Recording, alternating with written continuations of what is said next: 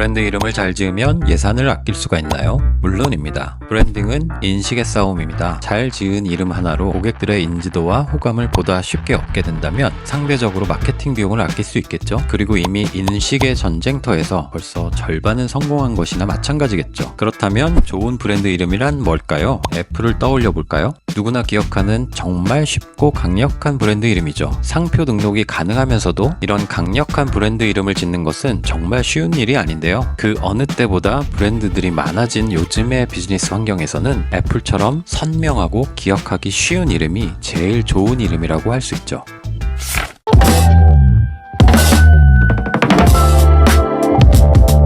곧 태어날 2세의 이름을 짓는다고 가정해봅시다. 여러분들은 어떤 이름을 짓게 될까요? 아마도 몇 가지 기준을 가지고 고려해 보실 텐데요. 선조의 학렬을 따른 이름을 만들거나 인상에 강력하게 남을 독특한 이름을 짓거나 글로벌 시대를 고려해서 다른 문화권에서도 부르기 쉬운 이름을 지을 수도 있겠죠. 사실 2세의 이름을 짓는 행위에는 부모의 욕망이 담겨 있기 마련이고 아마도 이런 부모의 욕망의 우선순위에 따라 2세의 이름은 정해질 겁니다. 브랜드 이름을 짓는 방법도 비슷하지만 조금은 다릅니다. 왜냐하면 브랜드 제작자의 욕망뿐만이 아니라 소비자의 욕망도 고려해야 되기 때문이죠. 제작자 입장에서 소비자에게 선호될 만한 요소들을 면밀히 파악하고 우선순위를 고려해야 하는데요. 브랜드 이름을 지을 때 고려해야 할 요소들은 대략 다음과 같습니다. 우선 제일 중요한 상표 등록 가능성을 고려해야 하고요. 브랜드 컨셉을 반영하는 브랜드 철학과의 적합성, 그리고 요즘 시장에서 유효한 이름인지 확인하는 트렌드 적합성, 그리고 그 밖에 쉬운 인지 가능 여부나 브랜드의 톤 앤 매너, 또 해당 비즈니스 분야에서의 인지 우위의 가능성 혹은 검색 용이성 등이 있습니다. 최근에는 디지털 환경에서의 브랜드 커뮤니케이션이 매우 중요한 시대라서 검색 용이성이 점점 더 중요하게 고려되고 있습니다. 자, 이제 브랜드 네이밍 과정에서 매우 중요한 노하우 중에 3가지 포인트를 알려드리도록 하겠습니다. 브랜드 네이밍에서 아주 중요한 첫 번째 포인트는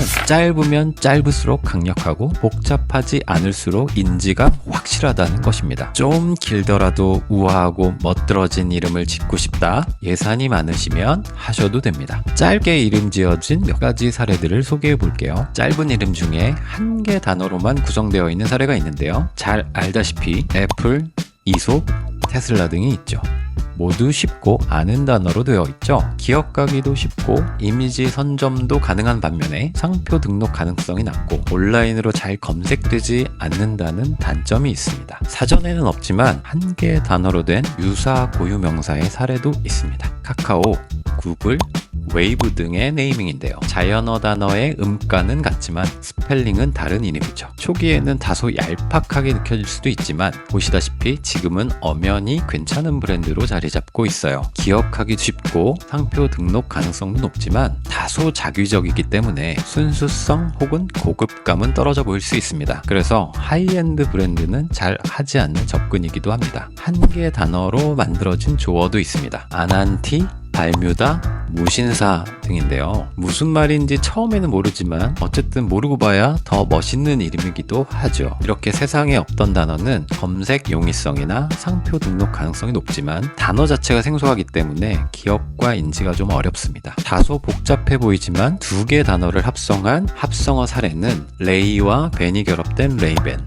핀과 인터레스트가 결합된 핀터레스트, 인스턴트 카메라와 텔레그램이 결합된 인스타그램 등이 있는데요. 브랜드 이름 지을 때 가장 많이 접근하는 방법이기도 하죠. 상표 등록과 검색이 용이하지만 한 번에 기억하거나 인지하기에는 조금 어렵고 매력이 다소 떨어질 수도 있습니다. 2-3개 단어 이상이 결합된 합성어가 있습니다. 블루와 보틀의 블루보틀, 런던과 베이글과 뮤지엄을 결합한 런던 베이글 뮤지엄, 사운드와 클라우드를 결합한 사운드 클라우드 등 최근에는 스타트업이나 요식업 계통에서 많이 사용하는 방법들 중에 하나죠. 특정 이미지 선점도 가능하고 상표 등록도 상대적으로는 용이하지만 브랜드 이름이 길어질 가능성이 높아서 활용하기에는 효율이 떨어질 수 있습니다. 여러분들이 만들고 싶은 브랜드에는 어떤 접근이 어울릴지 잘 참고하면 좋을 것 같습니다. 2번째 포인트는 익숙함과 새로움 사이에서의 균형을 맞춰야 한다는 것입니다.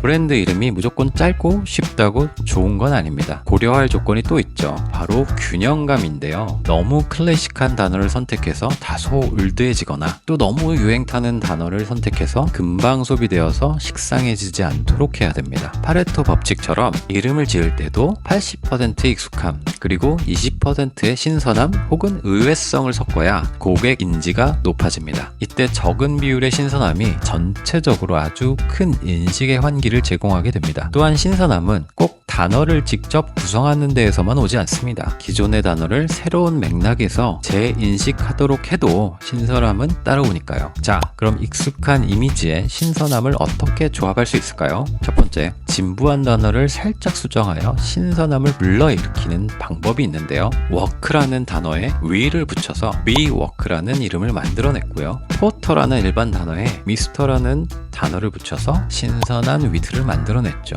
또 한 가지 방법은 단어는 매우 익숙하지만 단어 자체에 새로운 맥락을 부여해서 신선함을 가져오는 방법인데요. 원래 배달의 민족은 우리 민족을 의미하는 관용어였죠. 그걸 살짝 비틀어서 새로움을 만들어냅니다. 토스는 던지다, 건네다 라는 뜻의 영단어인데요. 그걸 송금하다 라는 의미로 전환시켜서 서비스를 쉽게 인지시킨 사례입니다. 애플도 너무 익숙해서 그렇지 사과라는 작고 귀여운 느낌의 단어를 딱딱한 IT 비즈니스를 새로운 느낌으로 인식하게 만든 브랜드죠. 이렇게 머리에 딱 박히면서도 신선한 느낌을 갖게 하는 방법들을 소개를 해드렸고요. 마지막으로 세 번째 노하우 포인트는 가장 중요할 수 있는 얘기입니다. 바로 네이밍 속성에서 브랜드다움을 잃지 않는 것입니다. 팔려야 하는 브랜드를 신경 쓰다 보면 소비자의 관심사나 시장 환경이 크게 다가올 수밖에 없는데요. 그러나 사실 유행은 생각보다 빨리 바뀝니다. 10년 이상 유지되던 F&B 브랜드나 패션 브랜드 그리고 스타트업 브랜드 같은 경우 이제는 3년도 유지 못하는 브랜드들이 많아졌어요. 찰나의 인기를 위해서 트렌드를 너무 의식하는 것은 브랜드 운영에 있어서 매우 위험합니다. 지속적인 브랜드를 만들어가기 위해서는 브랜드를 만드는 주체가 자기다움을 잃지 말아야 합니다. 이를테면 인텔리젠시아 커피는 다소 어려운 이름일 수 있지만 커피의 제3의 물결을 일으킨 장본인으로서 새로운 커피 문화를 확산하겠다는 의지를 갖고 있죠. 이름의 의미 또한 지식인이라는 의미를 갖고 있어서 문화의 확산에 대한 의지를 이름에 담았다고 볼 수 있습니다. 무인양품의 경우에도 상표 없는 좋은 물건이라는 뜻으로 다양한 제품에 둘러싸인 요즘 필요한 기능만 담은 제품을 만들면서 이 제품으로 충분하다는 브랜드 철학을 잘 전달하고 있죠. 이랬다 저랬다 자주 리뉴얼하는 브랜드만큼 멋없는 브랜드는 없죠. 이름을 지을 때 브랜드에서 내세워야 하는 핵심 키워드를 잃지 않고 끝까지 밀고 나가는 뚝심이 있어야 됩니다. 이렇게 기억하기 쉬운 브랜드 이름을 짓는 법에 대해서 여러 가지 관점으로 알아봤는데요. 지금까지 내용을 담은 에센셜 노트를 무료로 제공해드립니다. 첫 댓글에 링크를 걸어놨으니 다운받아서 참고해보세요. 저 비영인간은 여러분들이 브랜드에 대한 인사이트를 얻어갈 수 있도록 더 흥미롭고 알찬 이야기로 돌아오겠습니다. 지금까지 비영인간이었습니다.